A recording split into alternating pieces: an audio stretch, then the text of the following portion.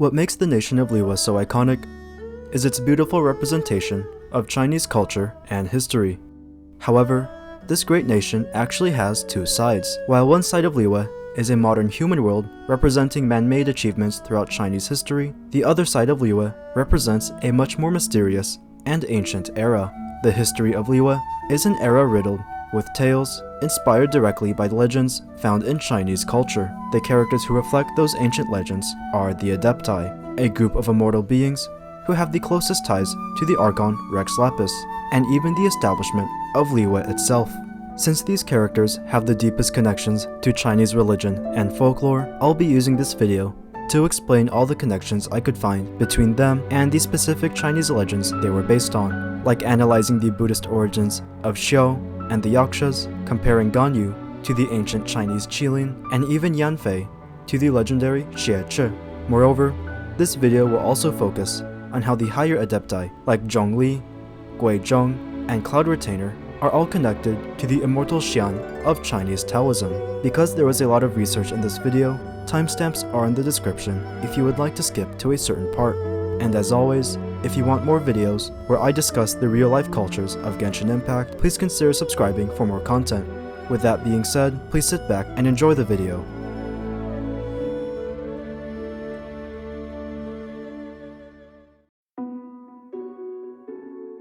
First, let's start with one of the most popular playable Adepti, Xiao. His source of inspiration seems to be a mixture of Chinese exorcist religions as well as Buddhism, a religion that came to China from India. First, let's talk about how his identity as a Yaksha and his association with karma all connect to Chinese Buddhism. In Buddhist tales, Yakshas are usually good spirits, who typically served as the loyal protectors of gods and monarchs. These Yakshas were known to serve a god known as Vaisravana, the Buddhist and Hindu god of wealth and prosperity. This is very similar to how the Yakshas of Xiao served Morax, who in a way is also a god of wealth and prosperity, as he is the Archon of commerce and even the namesake for Mora, the source of wealth for Liyue's people. Even more connections to Buddhist legends are found in Xiao's story as a sort of demon slayer, and even the burden he carries as the last Yaksha. You see, Yakshas were heroic beings commissioned by Rex Lapis to protect Liyue from demons. Over time, killing off the demons that threatened Liyue would make the Yakshas accumulate karmic debt, which was a harmful dark force that represented the rage of dead evil spirits. Over time, years of hunting demons for Liyue's safety led to all the Yakshas perishing as a result from exposure to high levels of karmic debt, all except for Xiao. To this day, Xiao continues to keep Liyue safe by hunting demons and evil monsters, even though he knows very well that doing so will collect even more karmic debt, damaging his well-being for years to come. This theme of Xiao sacrificing his own well-being for Liyue's safety comes directly from a bird of Buddhist legend. This was the golden-winged Great Peng, the bird that is also Xiao's constellation. This sacred creature was tasked with hunting evil dragons and eating them, just like how Xiao and the Yakshas had the job of killing evil demons. Over time, the poison accumulated from devouring evil dragons built up in the Great Peng's stomach, eventually making it severely ill and ultimately burn up. This is just like how the karmic debt from years of killing demons is slowly harming Xiao and damaging his form from the inside, making it possible that he will, one day, meet the same fate as his fellow Yakshas, and just like the Great Peng, burn up from years of divine servitude. This means that both Xiao and the Great Peng are willing to sacrifice their future for the safety of their people. I swear, somebody give our poor boy a break. Beyond his backstory, Xiao's design also reflects his job as a conqueror of demons. The mask he wears in combat comes from the Nuo folk religion. This is a Chinese exorcist faith who had many rituals that were also aimed at conquering demons, especially in the form of performances. Xiao's mask takes inspiration specifically from Nuo opera, a genre that uses both song and dance to scare away malicious spirits. While Xiao battles his demons, it's also worth noting that his powers in speed and agility are also taken from the Buddhist Yakshas. This is because in Chinese, another word for Yaksha was swift and nimble spirit, which is where the high-speed fighting style of Xiao comes from. But beyond his tragic story of internal suffering, one of the culturally accurate parts of Xiao is his story of redemption. You see, he was not always under the wing of the benevolent Rex Lapis. Xiao was once a distraught and corrupt being affiliated with an evil god that enslaved him, and used his powers to inflict harm. It was not until Rex Lapis freed Xiao from this enslavement that he was enlightened and started to dedicate his new life to protecting others, rather than harming innocents like he did in the previous one. Xiao's story of redemption matches that of other Buddhist Yakshas, who were enlightened and redeemed from their past life of evil. Another particular Buddhist Yaksha was Silisaloma, an evil spirit who was once redeemed by the benign prince Panchayuda after fighting him in battle. It was after this enlightenment that Silisaloma renounced his past of evil and dedicated his new existence to good deeds, just like how Xiao left behind his life as a slave to evil in order to become one of Liyue's most important protectors. Of course, none of this was done without the help of Rex Lapis. So overall, Xiao's core character revolves around plenty of Chinese values. Though much of it is based around the tragedy of sacrifice, like the Great Pang, it is also about redemption and moving forward from a dark past, something Xiao continues to struggle with throughout his own story. Fortunately, he is not alone, as even though the other Yakshas are no longer with him, some of his Adepti brethren still are, which leads us into our next character. Ganyu is one of the most recognizable characters of Liyue. Though she is only half Adeptus, she is one of the oldest playable characters besides her Archon, Rex Lapis. Since she is one of the oldest Adepti, she represents one of the oldest creatures from Chinese mythology, the Qilin.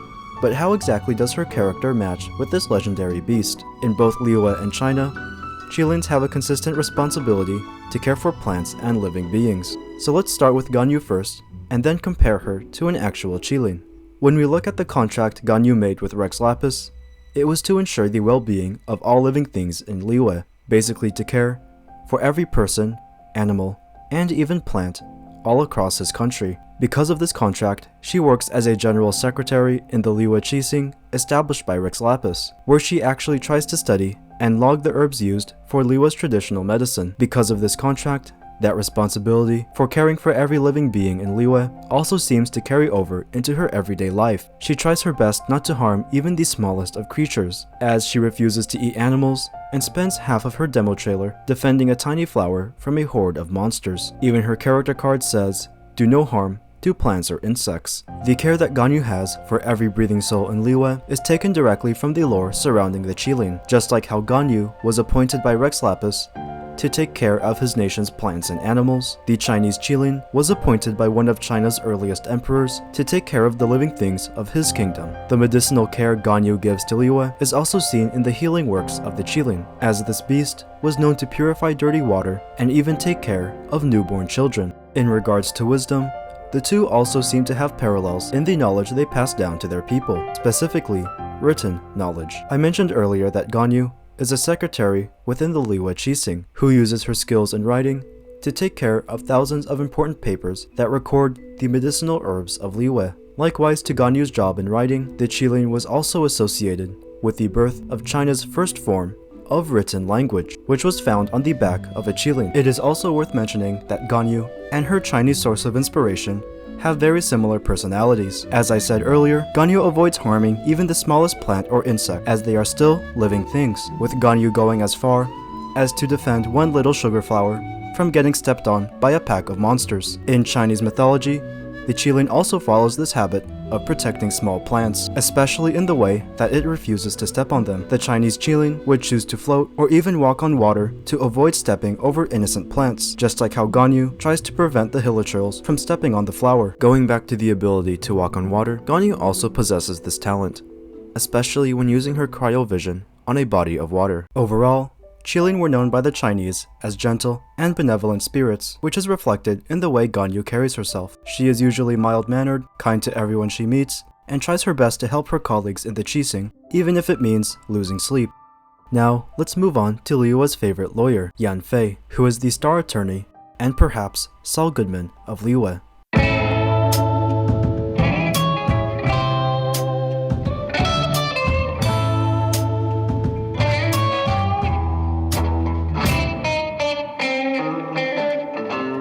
Though her constellation and horns might make her look like a deer, much of her character is based on the Xiezhi, an animal from Chinese folklore. This creature usually represents truth, law, and justice over all people, and was even said to be the assistant of the legendary Chinese judge Gao Yao. This renowned reputation of the Xiezhi is reflected in Yanfei, as she fulfills this creature's commitment to law and justice by serving as a lawyer to the people of Liyue, bringing law and order to any client that seeks her help. As an attorney, it is Yanfei's job to use her knowledge of the law to enact justice on whoever deserves it, just like the Xiezhi that guided Gao Yao. These beings are also known for their ability to sniff out corrupt officials within a government or company, which is an ability also seen in Yanfei. During the quest to get our very own teapot, Yanfei is able to see through the lies of a corrupt Snitchnayan merchant and expose him, a trait also possessed by her original Chinese counterpart. Since this creature has always been seen as a guardian for justice, symbols alluding to this creature have been placed around areas where people believe justice is needed. Particularly in courthouses, symbols of the Xiezhi are placed on police officers' badges, gavels of judges, and even in their fashion. The hat worn by Chinese judges in the Han Dynasty is known as the Xiezhi hat, a hat that Yanfei also chooses to wear in the game. Hi, I'm Saul Goodman. Did you know that you have rights? The Constitution says you do, and so do I. I believe that until proven guilty, every man, woman, and child in this country is innocent. And that's why I fight for you, Albuquerque! Better call Saul.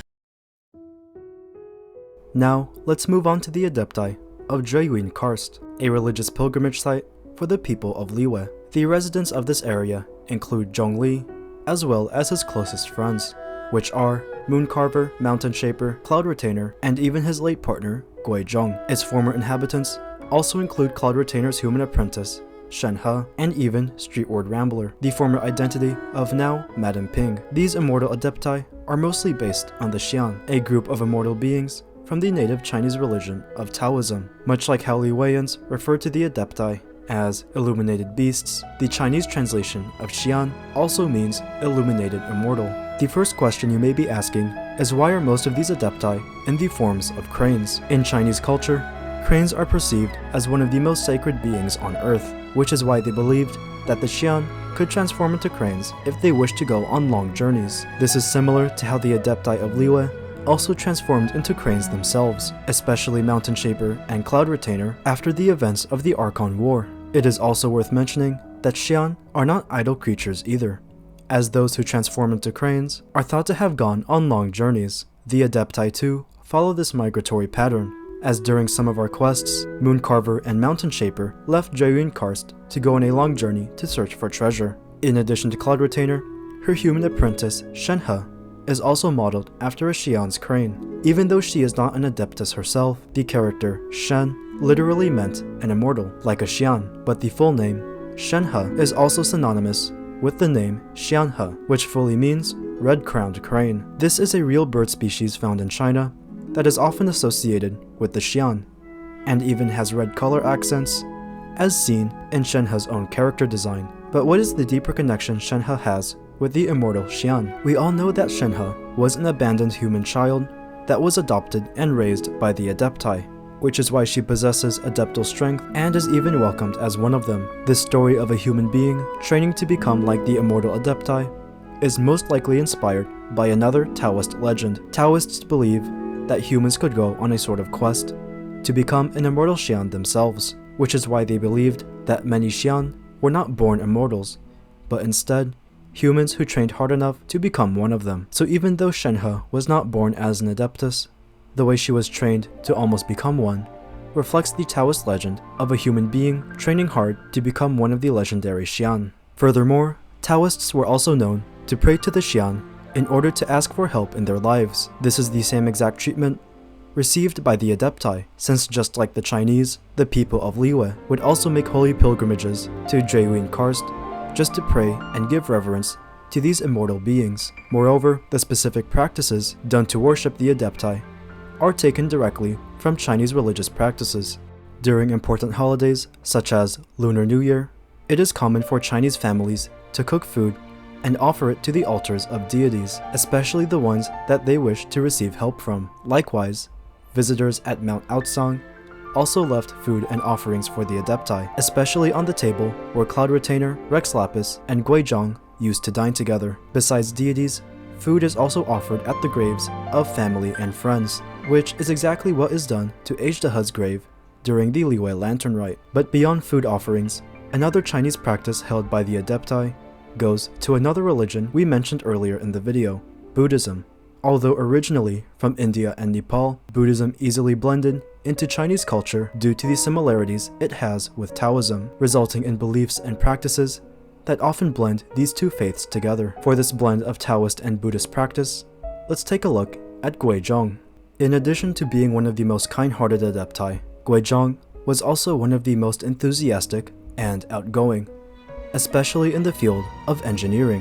While she did design plenty of things, like the powerful Guizhong Ballista, one of her proudest creations was the Cleansing Bell, a divine relic bearing similar design and purpose to the bells used by Chinese Buddhists and Taoists. Just like how Guizhong created the Cleansing Bell to purify the mortal realm with beautiful music, Buddhists in China believed that ringing the bell could also purify the mind by driving away stress and worry. Both the Buddhist Sui dynasty and Taoist Tang dynasty were known to use these sacred bells in hopes of making their followers both happy and enlightened, which is similar to the same heartfelt intentions that Guizhong had to her own people in the Guili assembly.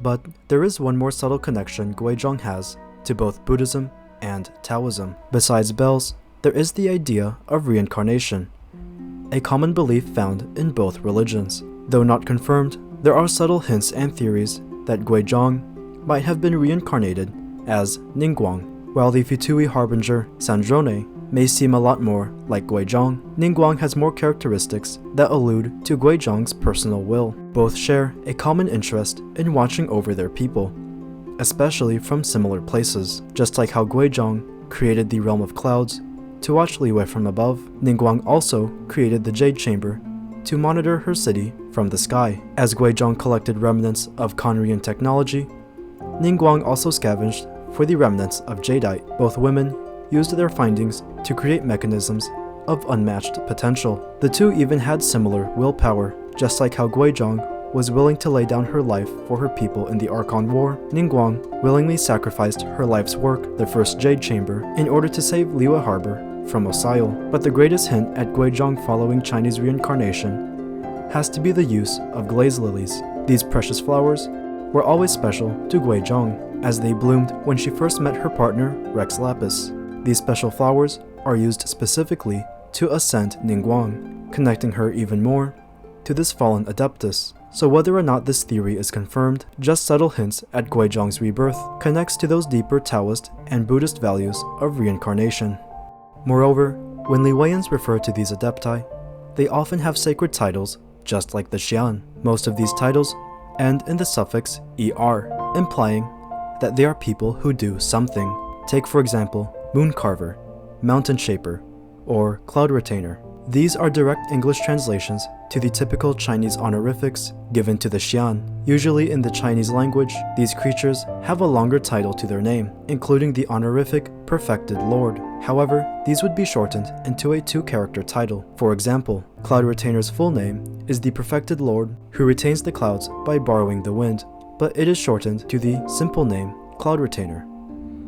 Past Adepti also follow this pattern, like Rain Calmer, Jade Seeker, and even the Adepti that served as mascots for each lantern rite, such as Sky Bracer and Sea Gazer. The idea of having each new year in Liyue focus on a different Adepti is somewhat connected to the Chinese zodiac, since that calendar too uses different animals for its years, such as Year of the Tiger or Year of the Rabbit.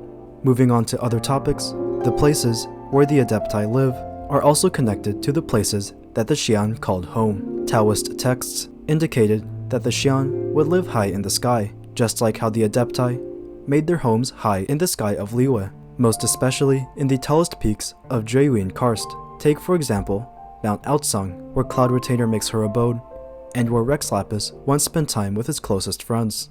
The Xian were also said to have lived in timeless worlds, or separate homes that cannot be changed by outside forces. This could be similar to how the Adepti created their own subspace worlds to live in, such as the domain we see in Cloud Retainer's abode, or even in our own teapot, which was crafted with that same adeptal energy. Since we already talked about Rex Lapis's friends, let's talk about him personally. While the rest of the Adepti bear similarities to various other Xian, Zhongli himself was based on a very specific one. His name was Zhongli Quan.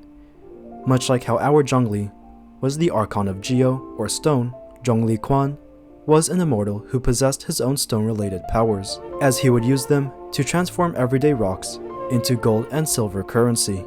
While Zhongli Quan used his powers to create gold, the power of our Zhongli, or Rex Lapis, was also used to create gold in the form of Mora, specifically with his gnosis at the Liyue Golden House. Going back to Zhongli Quan, Chinese legends say that he acquired much knowledge in the field of alchemy in order to obtain his powers. The Adepti were also well versed in their own forms of alchemy, where it was actually Rex Lapis himself who taught them all the Adeptus arts. Rex Lapis used these forms of Adeptal alchemy to create things like the Sigil of Permission, allowing mortal humans to channel Adeptal power. Beyond their special abilities as legendary immortals, the two also possess a more human side, which allows them to slow down and enjoy the simpler things in life. Zhongli Quan was mostly characterized as a laid-back Xian who enjoyed both poetry and wine most of all, two leisurely interests that are also found in our Zhongli. Just like Zhongli Quan, our Zhongli also loves poetry, specifically in the form of live plays found at Liyue's best restaurants. While Zhongli Quan enjoyed his own wine, our Zhongli is, of course, fond of osmanthus wine, a sweet beverage he shared with his dearest friends and as always tastes the same as he remembers. Osmanthus wine tastes the same as I remember, but where are those who share the memory? Thank you so much for reaching this part of the video. If you look forward to more Genshin cultural content, please consider subscribing, leaving a like, and sharing this video to friends who also enjoy this topic. I would also like to take this time to promote the work of my good friend, Leharc Bluehart.